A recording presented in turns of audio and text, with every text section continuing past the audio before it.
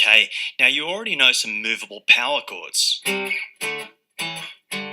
it's really useful to learn movable versions of other chord types too, like major, minor, seventh, and so on.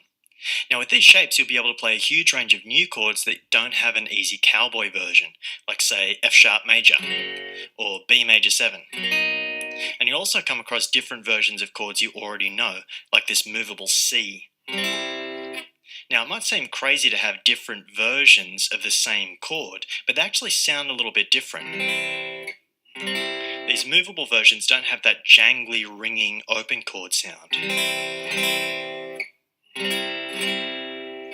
Also, there'll be situations where it's easier to play the movable version. So it's great to learn some of these different options. Now we'll learn a bunch of different shapes in the exercises and songs, but there are two main techniques we'll need to look out for when learning the shapes. First, many of these chords will require a low thumb position, with the fingerprint of the thumb sitting partway down the back of the neck, opposite your middle finger. Now this position will be really useful if you need to stretch out at all. With your thumb in the high position, you won't be able to reach out nearly so far. It'll also be useful in shapes that use a partial bar, where you cover two or more strings with one finger.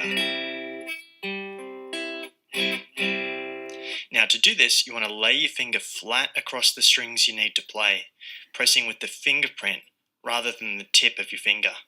And the low thumb position will help you get as flat as you need.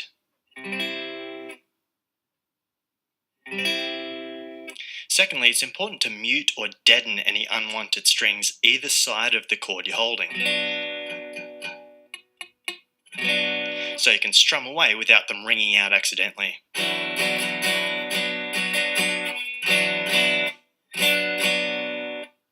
Now, if you need to mute the thinner strings under the ones you're playing, then you can roll your fingers down to mute with the underside of your fingers.